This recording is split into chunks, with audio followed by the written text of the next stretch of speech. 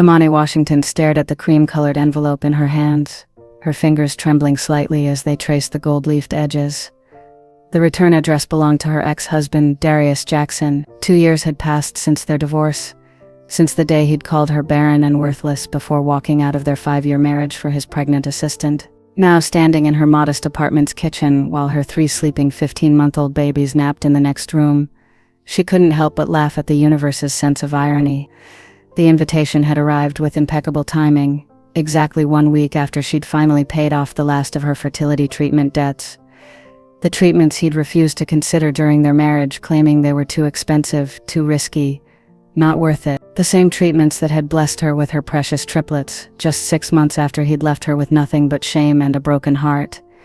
Amani's hands steadied as she reached for the letter opener. The blade sliced through the expensive paper with a satisfying whisper, revealing an invitation that probably cost more than her weekly grocery budget. Darius Jackson and Brianna Taylor, request the honor of your presence. Her dark eyes narrowed at the handwritten note scrawled at the bottom in Darius's familiar, sharp handwriting.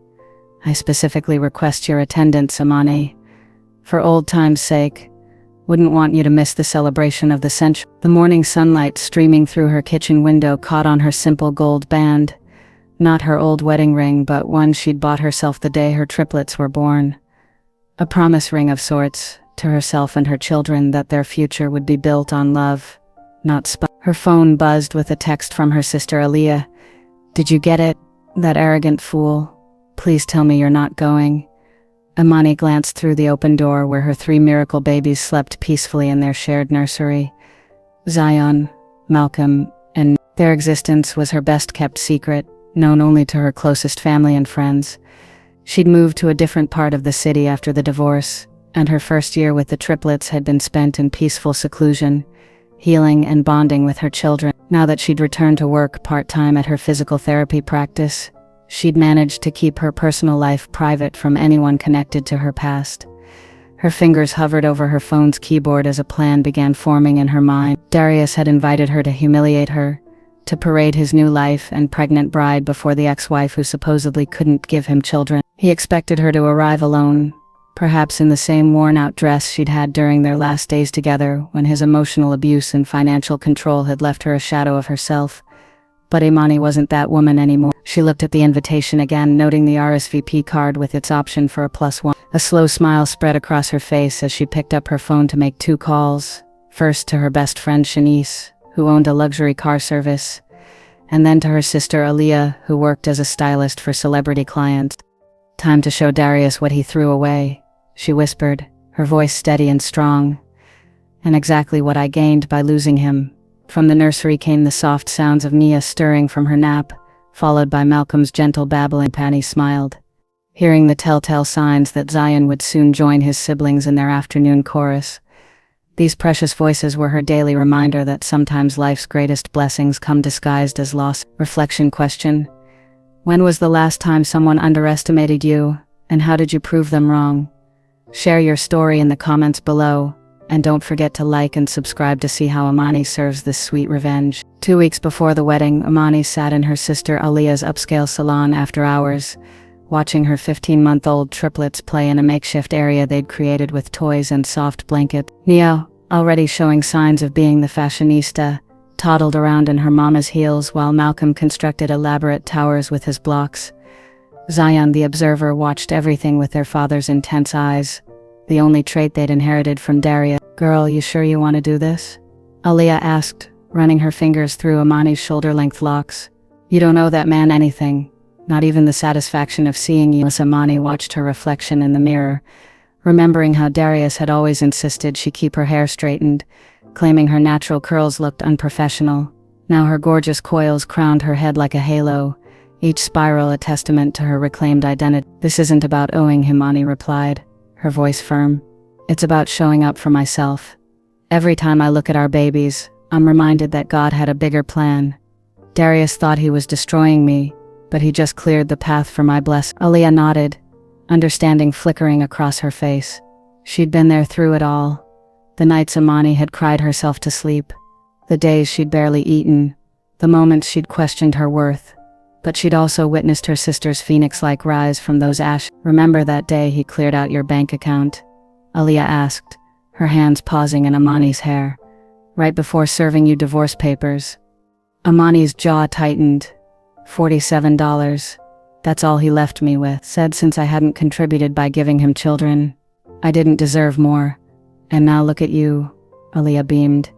Owner of your own physical therapy practice, mama to 3 gorgeous babies, and about to show up at his wedding looking like a whole $1 million. The salon door chimed as Shanice walked in, carrying garment bags and wearing her signature confident smile.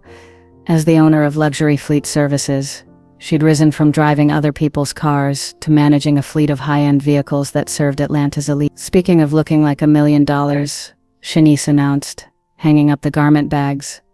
Wait until you see what I found. And before you ask, yes, I already called your mama. She's happy to watch the babies that day with Aunt Jackie.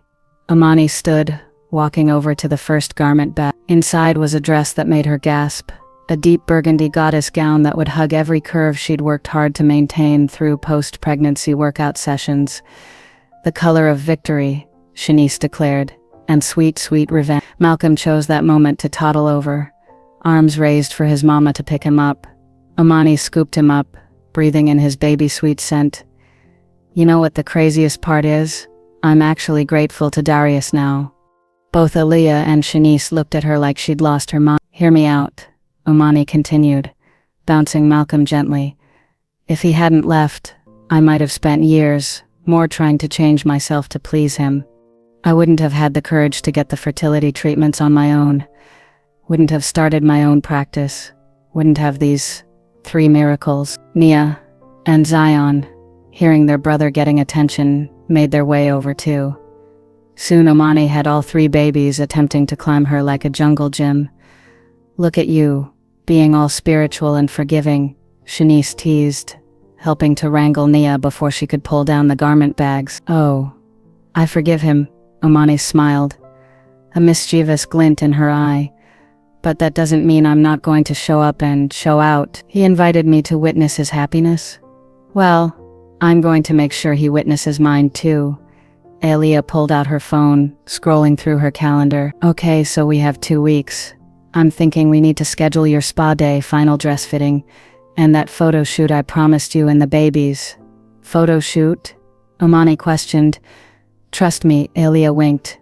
You're going to want to document this glow up. Plus, wouldn't it be shame if some of those photos accidentally ended up on social media right after the wedding?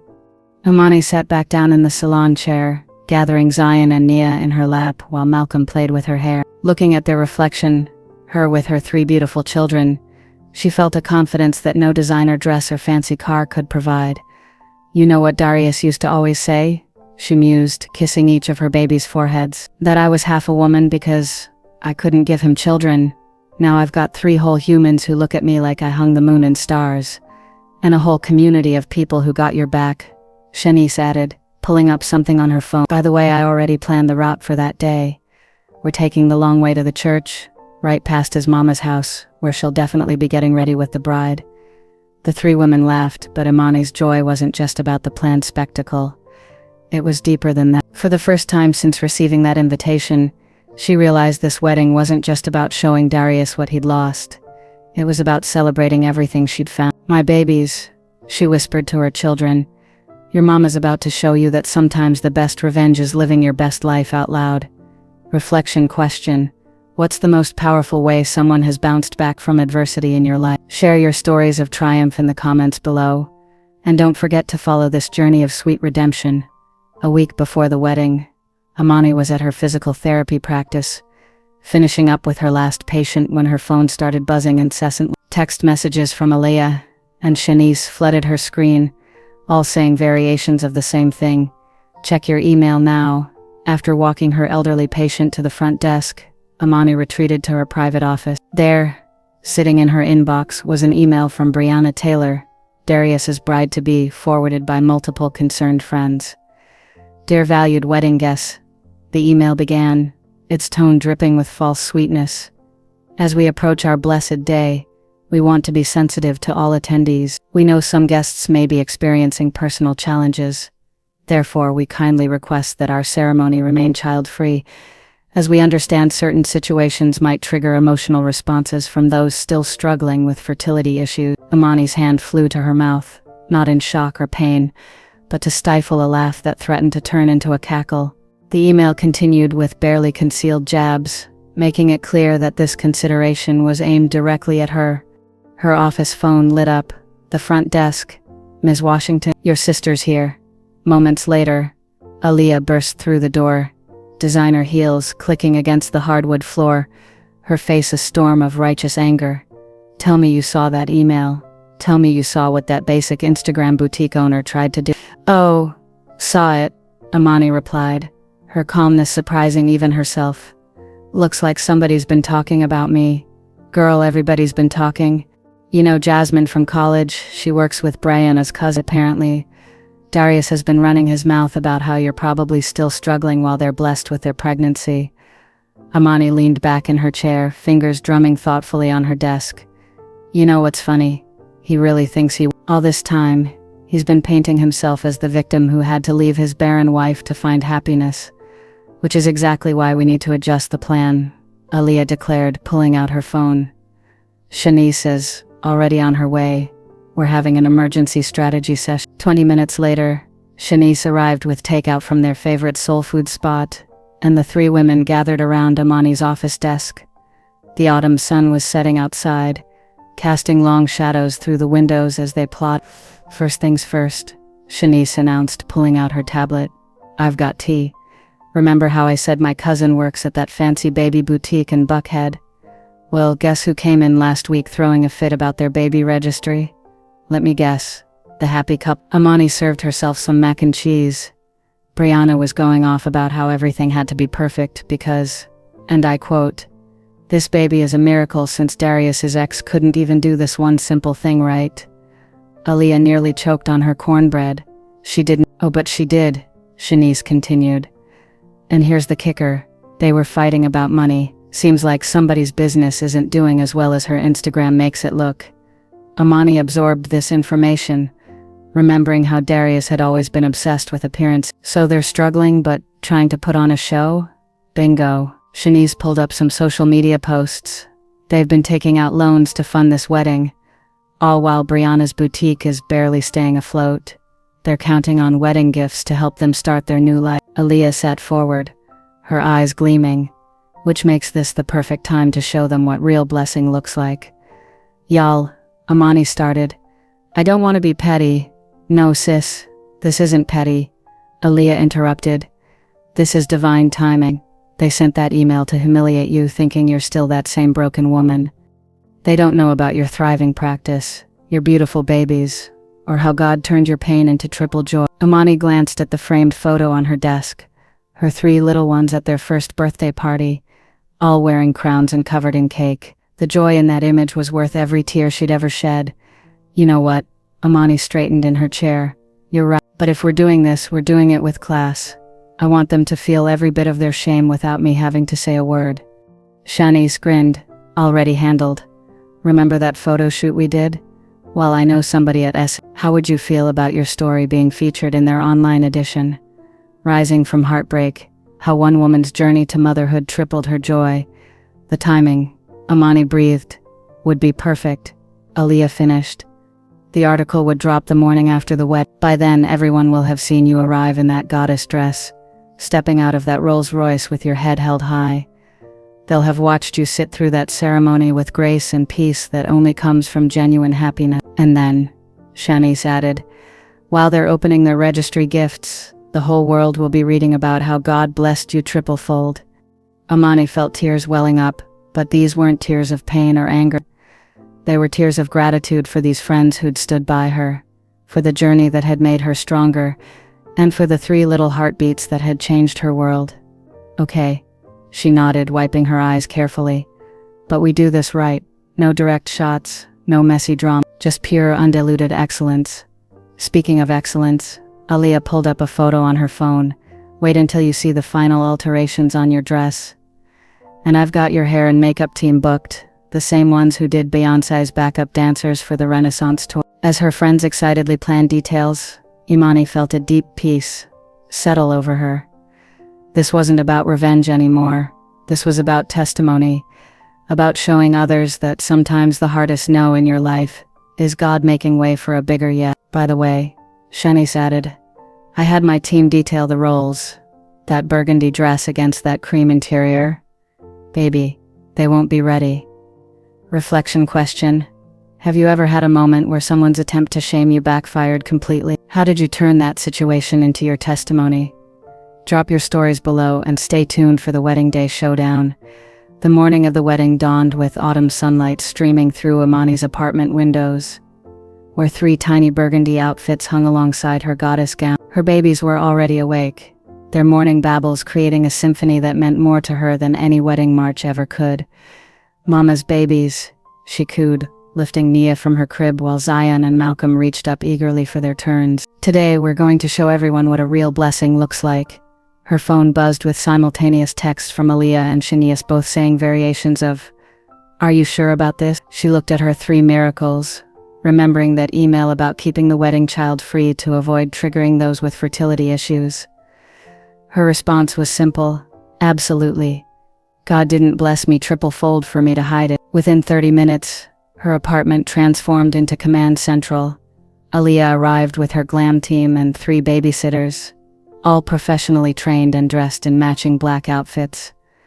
Shanice brought not just the usual styling equipment, but also a mobile baby care station. If we're doing this, Shanice announced, setting up her supplies. We're doing it right. These babies are going to look like the royalty they are. The coordination required to prepare 1 woman and 3 toddlers for a high-stakes event might have overwhelmed some, but Imani had been managing triple everything for 15 months. She'd learned efficiency wasn't just helpful, it was survival. While the makeup artist worked on her face, she watched in the mirror as Aaliyah supervised the baby's preparation. Each child had their own dedicated sitter handling their needs, keeping them clean and entertained. "Look at Nia," Aaliyah laughed, as the little girl twirled in her burgundy dress, matching her mother's gown perfectly. She already knows she's about to steal the show. Malcolm and Zion were dressed in tiny burgundy suits, their natural curls shaped into perfect little crowns. They looked so much like miniature princes that Imani felt tears threatening to ruin her makeup. "Don't you dare cry," her makeup artist warned, though her own eyes were misty. "This beat is too perfect to mess up now." Chinia's text lit up her phone. "Girl, you won't believe the drama here. Brianna's having a meltdown about her tight dress, and Darius keeps asking if anyone's heard from you. His mama's out here acting all concerned about whether you're coming alone." Amani smiled, typing back, "Tell her not to worry. I'm bringing my whole heart with me." As the glam team worked their magic, the babysitters kept the triplets entertained with quiet games and stories. Nia was already showing her mother's grace, practicing her toddler strut in her tiny shoes. Malcolm, ever the engineer, was building towers with soft blocks while fully dressed, somehow managing to stay clean. Zion, watching everything with those observant eyes, seemed to understand the importance of the day. "Remember," Shani said, helping Amani into her dress while avoiding tiny handprints, "we've got 3 sitters, plus your mama meeting us there. These babies will be cared for like president's children. You just focus on making your entry." The dress flowed over Amani's curves like liquid confidence, its deep burgundy color matching the children's outfits perfectly. When she turned to the mirror, she saw not just her own transformation, but the beautiful family portrait they created together. "Final touches," Aaliyah announced, bringing out 4 small jewelry boxes. Inside each was a gold necklace, an elegant chain with 3 stars for Amani, and tiny star bracelets for each baby. "So you're all carrying your blessings with you." As they made final preparations, Amani gathered her children close. "You know what Mama always says? God gives the biggest blessings to those who can handle them. Today, we're going to show everyone just how blessed we are." The Rolls-Royce arrived right on schedule, but instead of the standard model, Shanice had arranged for the extended version with proper space for 3 car seats. The cream interior provided the perfect backdrop for their burgundy ensemble. "The church is just going to have to deal with it," Aaliyah declared, helping secure the babies in their seats. "These children are your testimony. Let them try to turn away God's blessings at the door." Before they left, Amani looked at her reflection one final time. Her makeup flawless, her natural curls crowned with dignity, her dress speaking of triumph rather than defeat. Behind her, 3 beautiful babies matched her perfectly, their innocent faces glowing with happiness. "You know what's funny?" she said to her friends as they prepared to leave. "Darius always said I was half a woman because I couldn't give him children. Now I'm showing up with 3 whole humans who look at me like I hung the moon." "And don't forget," Shanice added, checking the babies' outfits one last time, "these 3 are just the visible blessings. Your practice is thriving, your peace is glowing, and your story's about to inspire thousands." As they descended in the elevator, other residents couldn't help but stare at the stunning procession, a queen and her 3 little royals, surrounded by an entourage of support. If you're enjoying the story so far, don't forget to hit that subscribe button. It really helps the channel grow and lets me keep bringing you more amazing love stories. Alright, back to the story. The Rolls-Royce waited like a chariot of justice, its doors open to reveal the immaculate interior ready to carry them to their moment of truth. "Last chance to change your mind," Aaliyah offered, though she already knew the answer. Amani looked at her babies, each one a miracle, each one perfect, each one proof that God's plans were bigger than any human's rejection. "Change my mind? Baby, this is divine appointment. Sometimes you have to show up with your whole blessing so others can see what they missed." Reflection question: when has showing your full, authentic self, despite others' rules, been your greatest victory? Share your story of bringing your whole truth to spaces that tried to diminish you. The Rolls-Royce glided through Atlanta's streets like a cream-colored prophecy, carrying precious cargo that would soon shatter carefully constructed narratives. Through the tinted windows, Amani could see people turning their heads to admire the vehicle, unaware that the real show was still to come. 5 minutes out, the driver announced as they approached the historic church where Darius had insisted on having his wedding. The same church where he'd once told Amani they couldn't afford to have their own ceremony years ago. Aaliyah, riding shotgun, texted their advance team, "Rolling up. Get ready." In the back seat, Amani sat surrounded by her triplets in their car seats, all 3 remarkably calm as if sensing the importance of the moment. Nia was playing with her star bracelet, Malcolm was watching the world pass by through the window, and Zion, ever the observer, kept his eyes fixed on his mother's face. "Mama's brave babies," she whispered, touching each of their cheeks gently. As they turned the corner onto the church street, they could see the crowd gathering outside. The wedding wasn't for another hour, but Atlanta's social elite always showed up early to see and be seen. Shanice, who'd gone ahead in her own car, had strategically parked several luxury vehicles to create a perfect runway for their arrival. The Rolls-Royce pulled up to the church entrance just as Darius's mother was walking up the steps. The timing couldn't have been more perfect if they'd planned it, which of course they had. "Showtime," Shanice whispered through their coordinated earpieces. Babysitters in position. The driver opened the door with practiced precision. Aaliyah emerged first, setting the stage. Then came the moment they'd choreographed with military precision. Amani stepped out first, the burgundy dress catching the sunlight like liquid garnet. There was an audible gasp from the gathering crowd. She could hear whispers of, "Is that Imani?" and "My God, look at her now." But the real shock was yet to come. The 3 babysitters, elegant in their black dresses, moved with synchronized grace. Each one reached into the car and emerged with a perfectly dressed toddler. 3 beautiful babies in matching burgundy outfits, their gold star bracelets catching the light. The whispers turned to open exclamations. Darius's mother, frozen mid-step, grabbed the railing for support. Are those 3 babies? But I thought she couldn't." Imani stood tall, a serene smile gracing her face, as her children were arranged around her. Nia, ever the performer, immediately started waving at the crowd. Malcolm held onto his sitter's hand but stood straight like the little gentleman he was. Zion, serious as always, stayed close to his mother's legs. Kenya, who'd been waiting by the door, rushed down the steps. "Girl, you didn't." But her huge smile said she was living for every moment of this. "I did," Amani replied, loud enough for those nearby to hear. "Couldn't leave my blessings at home on such a blessed day." The church doors opened and out came Brianna's mother, presumably to check on the commotion. She stopped short, her eyes widening as she took in the scene. But the email said no children," she stammered. Amani's smile grew warmer. "Oh, I got that email. But these aren't just any children. These are my testimony," Surely you wouldn't ask me to hide my testimony on such a holy day. The biblical reference wasn't lost on anyone in the crowd, many of whom were regular churchgoers. A few amens could be heard from the gathering spectators. Just then, a groomsman appeared at the door. Marcus, Amani's cousin, who was photographing the wedding. His face split into a huge grin. "Darius," he called back into the church, his voice carrying clearly, "You might want to come see this." Amani adjusted Nia's dress, smoothed Malcolm's jacket, and touched Zion's cheek. Small maternal gestures that looked natural but were perfectly calculated to create a picture of effortless motherhood. The crowd parted as Darius appeared in the doorway. He stood there, frozen, his eyes moving from Amani to the babies and back again. For a moment, he looked like he'd seen a ghost. Or rather, 3 of them. "Hello, Darius," Amani said, her voice carrying clearly in the sudden silence. "I hope you don't mind. When I received that thoughtful email about children at the wedding, I just couldn't bear to leave my blessings at home. You always did say family was everything." The irony in her words was subtle but unmistakable. Several people in the crowd unsuccessfully tried to hide their smirks.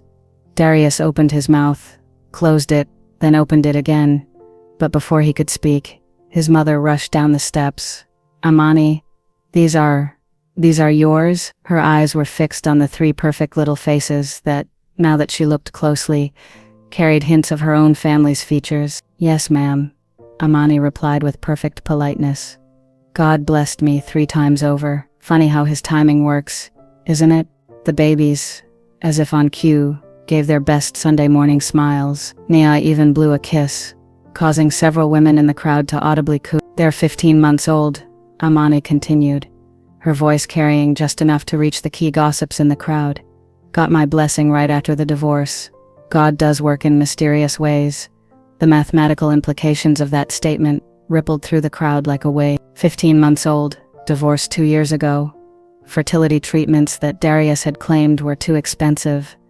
Brianna's mother had disappeared back into the church, presumably to inform the bride of this development. Darius still stood frozen on the steps, his carefully constructed narrative crumbling around him.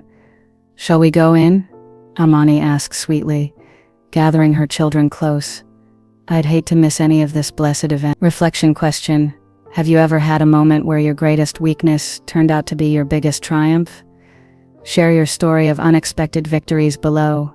Inside the church, Amani's entrance with her triplets created the kind of holy hush usually reserved for midnight mass. The babysitters moved with practiced grace, helping to settle the children in a pew near the front, exactly where the family of the groom had been instructed to sit.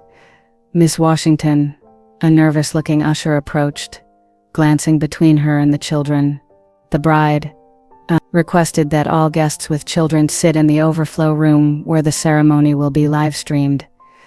Amani's smile remained serene as she adjusted Zion's tiny bow tie. Did she now? Well, you can tell the bride that these children are Darius's blood relative, unless she's asking his mama to sit in the overflow room too. The usher retreated quickly, leaving Amani and her entourage to arrange themselves perfectly. Nia sat primly in her burgundy dress, already mimicking her mother's regal posture. Malcolm, ever the old soul, pulled out his little Bible picture book, while Zion observed everything with those penetrating eyes. Whispers filled the church like hymns. Those are her babies. Right after the divorce, 3 at once. Look how beautiful they are. And he said she couldn't. Darius's mother hovered nearby, clearly torn between protocol and an overwhelming desire to know her grandchildren. Finally, she approached. "Amani," her voice wavered. They're beautiful. Why didn't you tell me?" "Tell you?" Amani's voice was gentle but firm. "Like you told me about Darius and Brianna before I found them together. We all keep our secrets, Mother Jackson." The older woman flinched, then looked at the 3 little faces that bore her family's features. Would it be all right if I sat with them?" Before Amani could respond, a commotion erupted from the bridal suite. Brianna's voice carried clearly. "What do you mean she brought babies?" "3 of them." "Darius, do something." Aliyah, sitting behind Amani, leaned forward. "Sound carries real well in here, doesn't it? Must be all that divine acoustics." The children, proving themselves truly their mother's babies, remained perfectly behaved as the church filled. Each time someone new walked past and gasped at the sight of them, they offered their practiced waves and smiles. Finally, the wedding coordinator appeared, looking flustered. "The bride requests that you move to the back of the church. Does she now?" Amani's voice carried just enough to reach the key gossip. "That's interesting, considering Darius specifically requested my presence in his handwritten note. Said something about not wanting me to miss the celebration of the century. Surely he meant for his blood relatives to have a good view." The coordinator looked like she'd rather be anywhere else. Behind her, several guests were poorly concealing their enjoyment of the drama. Just then, Darius appeared, dressed in his tuxedo but looking considerably less composed than he had earlier. "Amani," he said, his voice low. "Can we talk? Now?" She raised an eyebrow. "On your wedding day? That wouldn't be appropriate, Darius. Besides, it's almost time for the ceremony. And look, our babies are being so good in church, just like we always talked about." The emphasis on "our" wasn't lost on anyone within earshot. Darius's face went through several emotions before he managed to speak again. You had triplets," she finished for him. "God's perfect timing, wouldn't you say? Right after you said I'd never be a real woman without giving you children. He blessed me 3 times over." The wedding march began before Darius could respond, forcing him to take his place at the altar. As he stood there, his eyes kept drifting to where Amani sat with 3 perfect proofs of his biggest mistake. Brianna appeared at the door, her white dress indeed straining slightly over her baby bump. Her triumphant entrance was somewhat dampened by the fact that half the guests were still sneaking glances at Amani's row, where 3 adorable toddlers in burgundy were stealing the show without even trying. During the ceremony, Nia chose a perfect moment of quiet to stage whisper, "Mama pretty," causing several guests to coo and the bride to visibly stiffen. When the preacher spoke about God's perfect timing and divine blessings, Amani merely smiled and gathered her children close. Malcolm, who had been quietly looking at his Bible picture book, chose that moment to point at a picture and say clearly, "Jesus loves everybody, right, Mama?" The authenticity of the moment, a mother teaching her children about love and forgiveness in church, wasn't lost on anyone. Several women were openly wiping tears, though perhaps not for the reason the bride had hoped. When it came time for the "speak now or forever hold your peace" portion, Amani didn't need to say a word. Her presence, her grace, and her 3 living testimonies spoke volumes about God's ability to turn rejection into redemption. As the ceremony concluded, Brianna's forced smile couldn't quite hide her annoyance at how her perfect day had been upstaged, not by her husband's ex-wife, but by the undeniable evidence of God's favor sitting in the front pew. During the recessional, as the new couple passed Amani's row, Nia reached out her little arms toward Darius and called out, "Hi," with such innocent sweetness that he stumbled slightly. Brianna's grip on his arm turned visibly tight. Mother Jackson, who had indeed sat with them, leaned over to Amani. When can I see them again, properly?" Amani's smile was genuine this time. "They have a standing playdate at the park every Sunday after church. God's timing is perfect for new beginnings, isn't it?" Reflection question. When has God's timing proved more perfect than your own plans? Share your story of divine intervention below. The wedding reception was held at the prestigious St. Regis Atlanta, where crystal chandeliers cast a warm glow over tables draped in white and gold. Amani's arrival with her triplets created the same ripple effect as at the church, but this time amplified by the intimate setting and free-flowing champagne. The babies, still impeccably dressed in their burgundy outfits, had become the unofficial stars of the evening. Their designated table, strategically placed within perfect viewing distance of the bride and grooms, quickly became the reception's focal point. "Look at Brianna's face," Aaliyah whispered, nodding toward the head table. "She's barely touched her food watching these babies steal her spotlight."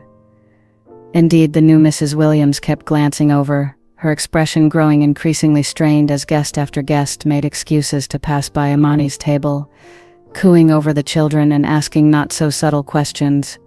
"So blessed," they'd say, loud enough to carry. 3 perfect babies, and right after the divorce too. God works in mysterious ways. The triplets, as if understanding their role in this divine production, remained remarkably well-behaved. Nia charmed everyone with her tiny waves.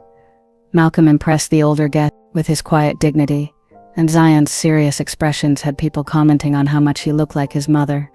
During the first dance, while all eyes were supposed to be on the newlyweds, Nia chose that moment to stand up in her chair and do her own little dance, drawing attention and delighted laughter from nearby tables. "Sit down, sweet pea," Imani said, loud enough to be heard. "We don't want to steal attention from the bride and groom on their special day."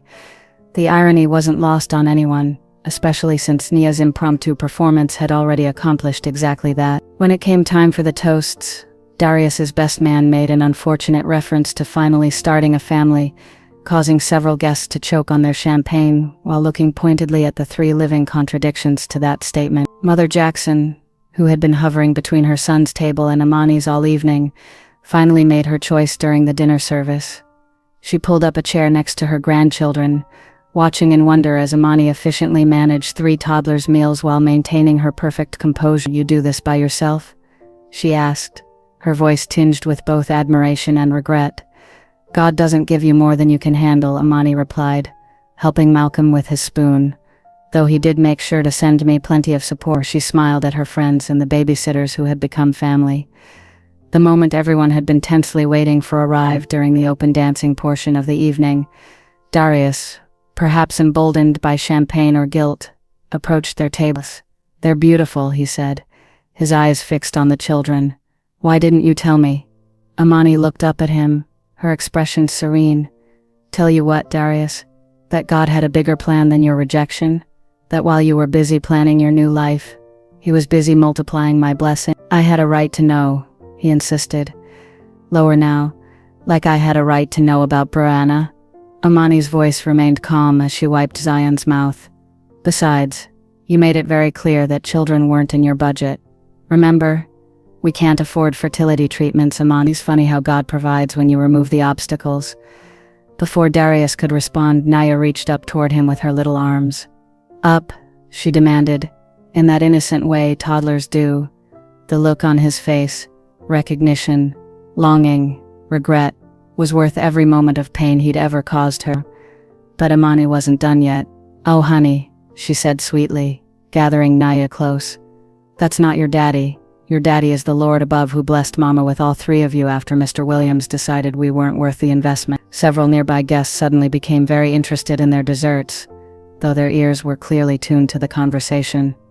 Brianna appeared then, her white dress significantly more wrinkled than it had been during the ceremony. "Darius, your mother is asking for you for the family photos." "Speaking of family," Imani smiled.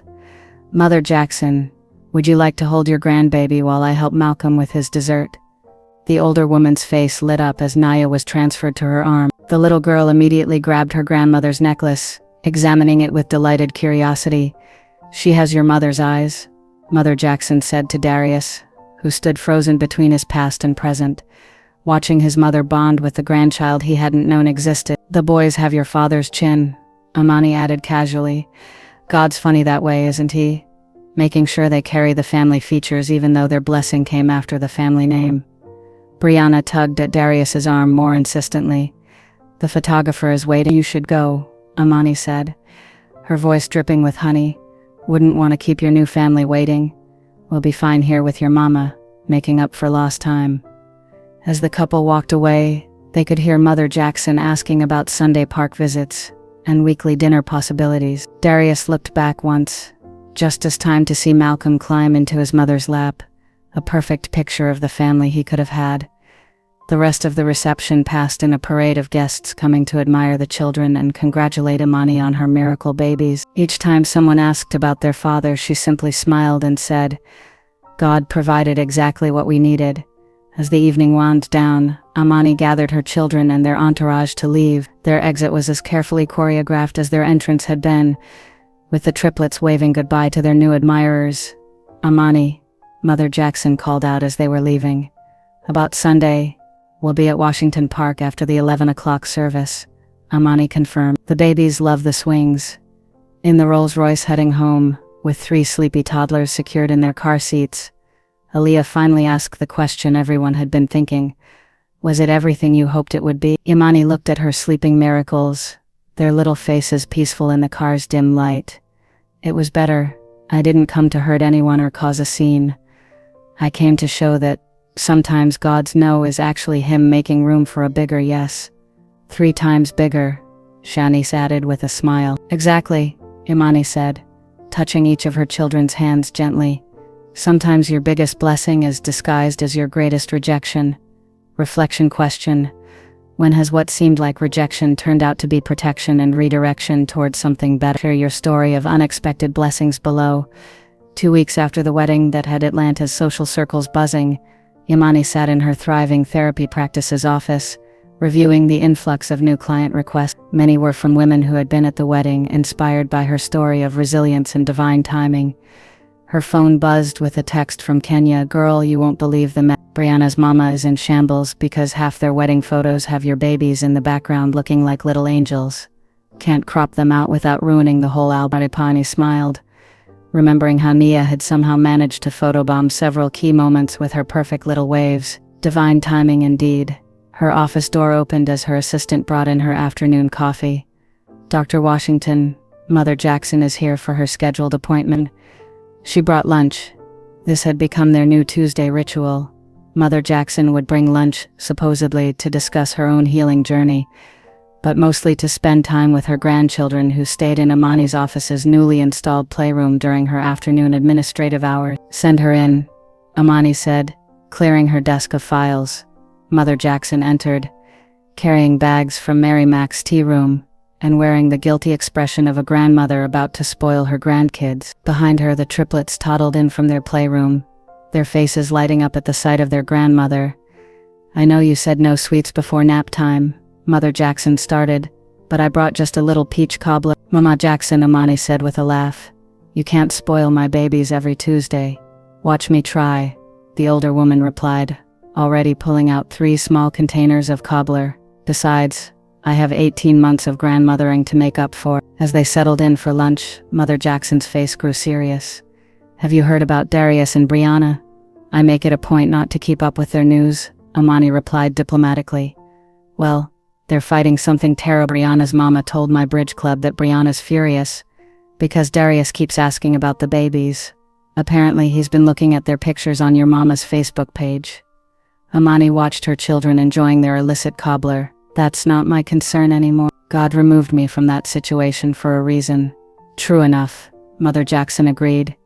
Though I have to tell you, watching him realize what he gave up, well, let's just say sometimes God's vengeance comes in small packages. Wearing burgundy, they shared a knowing smile, remembering the wedding. Later that afternoon, during her children's nap time, Imani checked her email to find a message from a major publishing house. They wanted to discuss her story. How she went from being told she couldn't have children to becoming a mother of triplets, all while building a successful practice, helping other women heal from relationship trauma. Divine timing, a story of 3-fold blessings, read their suggested title. As she considered the offer, her office phone lit up with a message from Kenya. You need to come to church this Sunday. Brianna's mama is telling everyone how Darius is distracted and not focused on their future. Apparently, he asked his mama for the park schedule you mentioned. Imani shook her head, typing back, not my circus anymore. My blessings and I have our own peace to maintain. Her practice had doubled since the wedding. Women sought her out specifically because they'd heard about her story, either from the wedding or through the growing whisper network of Atlanta's society circles. She'd even had to hire 2 more therapists to handle the overflow. Washington, her assistant, called through the intercom. Your 3 o'clock is here. She says she was at the wedding. This had become common. Women who had witnessed her graceful triumph booking appointments to discuss their own journeys toward healing and wholeness. Before her next session, Imani peeked in on her sleeping children. Nia was clutching her star bracelet. Malcolm had his tiny Bible book under his arm, and Zion slept with one hand reaching toward his siblings. Always connected, even in sleep. Her phone buzzed again, this time with a message from an unknown number. Imani, it's Darius. Can we talk? About the kids? Please. She left it unread. Instead, she opened her laptop and began typing. Dear Publishing House, thank you for your interest in my story. You're right, it is a story that needs to be told. Not for vengeance or vindication, but for every woman who's been told she's less than enough. For every person waiting on God's timing, while others rush their destiny. A soft knock interrupted her writing. Her assistant poked her head in. "Dr. Washington, that possible investor is here to discuss franchising your practice model to other cities." And Aaliyah called. "The videos from the wedding are trending. People are calling it divine revenge served with grace." Imani laughed softly, reminding me to call Aaliyah later. "We need to redirect that narrative. This isn't about revenge. It's about restoration." Looking at her sleeping miracles, she added, "And sometimes restoration comes triple-fold."